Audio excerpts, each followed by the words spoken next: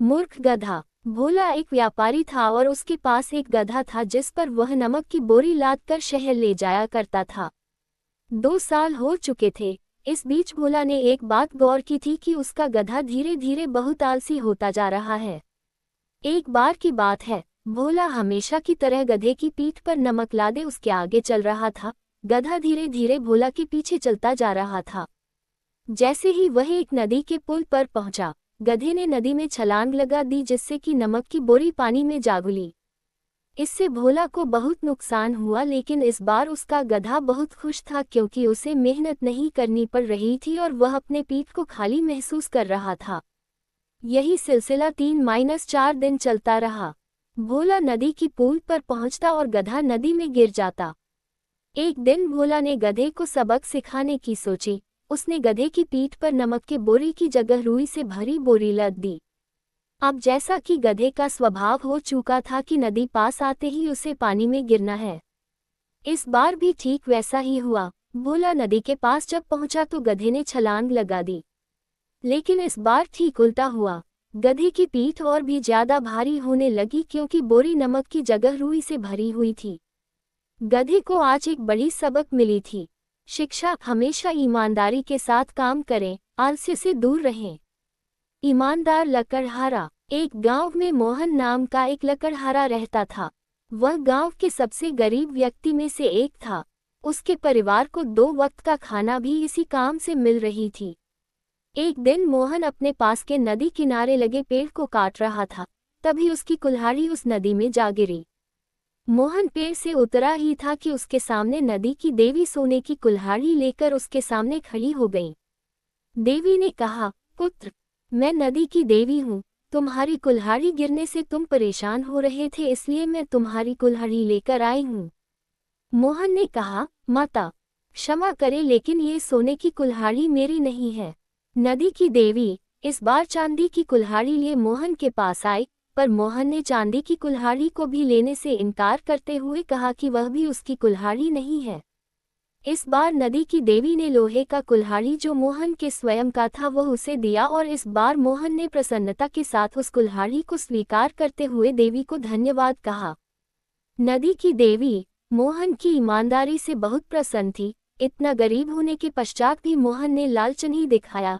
इस पर देवी ने मोहन को इनाम स्वरूप सोने और चांदी से बने दोनों कुल्हाड़ी पुरस्कार के तौर पर दिए। ईमानदारी का पुरस्कार पाकर मोहन आज बहुत खुश था। शिक्षा, लालच न करें, ईमानदारी से अपना काम करते जाएं, जिंदगी आपको एक दिन पुरस्कार देती है। जादुई छड़ी। एक बड़े सेठ के यहाँ 10 नौकर काम किया करते थे। सेठ की दुकान पर आए दिन कुछ न कुछ सामान गायब हो जाता था और किसी को भी इस बात की खबर तक नहीं होती थी। सेठ जी परेशान थे क्योंकि बहुत बार कई कीमती सामान दुकान से गायब हो चुके थे।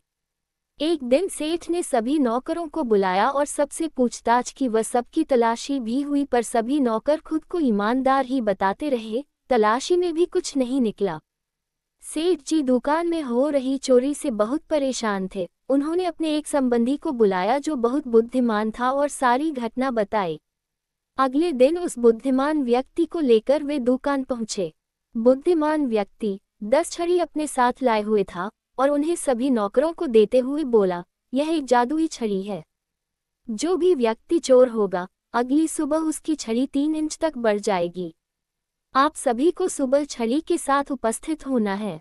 अगली सुबह सभी नौकर छड़ी के साथ उपस्थित थे। बुद्धिमान व्यक्ति ने सभी छड़ी की जांच की। जांच करते हुए उन्होंने पाया कि एक व्यक्ति की छड़ी 3 इंच कम है। उन्होंने सेठ के सामने चोरी करने वाले उस व्यक्ति को पेश किया जिसकी छड़ी 3 इंच कम थी। उस नौकर ने भी अपना गुनाह कबूल किया। यदि वह व्यक्ति ईमानदार होता तो वह छड़ी के विकास को लेकर कभी नहीं डरता। उस नौकर ने पहले से ही अपनी छड़ी 3 इंच कम कर दी थी क्योंकि उसे डर था कि कहीं अगली सुबह उसकी छड़ी लंबी न हो जाए। शिक्षा, ईमानदार व्यक्ति को किसी बात का डर नहीं होता। वह रात में चैन की नींद ले सकता है और सिर उठाकर अपना जीवन व्यतीत कर सकता है। राजा का उत्तराधिकारी। एक समय की बात है, एक राजा हुआ करता था जो बहुत बूढ़ा हो चुका था। राजा के 3 बेटे थे। वह चिंतित था कि उसके पुत्रों में कौन उत्तराधिकारी होना चाहिए। उसके लिए अपने 3 बेटों के बीच अगला राजा चुनना बहुत मुश्किल था क्योंकि वह उन सभी से बहुत प्यार करता था। एक दिन उसके मन में विचार आया। उसने अपने तीनों बेटों को बुलाया और उनसे कहा, मैं आप में से प्रत्येक को एक बीज दे रहा हूँ। आप गमले में इसे लगाएंगे और जिसका पौधा सबसे अच्छा और खूबसूरत होगा उसे ही राजा चुना जाएगा। बेटों ने बीज लिया और वहां से चले गए। तीनों अब उसकी देखभाल में लग गए। वे समय समय पर खाद और पानी देते रहते थे। कुछ महीनों के बाद 2 भाइयों के पास खूबसूरत फूलों और हरी पत्तियों के साथ गमलों पर सुंदर पौधे नजर आ रहे थे, लेकिन सबसे छोटे बेटे का गमला खाली था। हालांकि उसने अपने बीज और गमले की बहुत अच्छी देखभाल की, लेकिन उसके गमले में कोई पौधे नहीं बढ़े। जब उसने देखा कि उनके भाइयों के पौधे बहुत सुंदर दिख रहे हैं, तब वह बहुत दुखी और चिंतित हो गया कि वह अपने पिता को क्या दिखाएगा। एक दिन राजा ने सभी भाइयों को अपने पौधे दिखाने के लिए बुलाया। पिताजी देखो, हमारे पौधे कितने सुंदर हैं, उन बेटों ने कहा जिनके गमलों पर पौधे थे। राजा ने सबसे छोटे बेटे से पूछा, आपका पौधा कहाँ है? आपका गमला खाली है। बेटे ने जवाब दिया, पिताजी मैं माफी चाहता हूँ, मैंने अपनी तरफ से पूरी कोशिश की लेकिन मेरे गमलों में पौधे नहीं बढ़े। राजा ने कहा, नहीं, तुम्हें खेद नहीं होना चाहिए, क्योंकि मैंने जो बीज तुम सबको दिए थे वे उबले हुए बेकार बीज थे। उन बीजों की मदद से कोई पौधा उगाया नहीं जा सकता था। तुम्हारे भाइयों ने मुझसे झूठ बोला। जब उन्होंने देखा कि उनके पौधे नहीं बढ़ रहे थे, उन्होंने अपने गमलों में अन्य बीज लगा दिए। उनके पौधे अन्य बीजों से हैं। लेकिन आप ईमानदार थे और आपने मुझे सच बताया। राजा के सबसे महत्वपूर्ण गुणों में से एक ये है कि वही ईमानदार होना चाहिए। तो मेरे प्यारे बेटे, आप अगले राजा होंगे। शिक्षा, ईमानदारी सबसे अच्छी नीति है।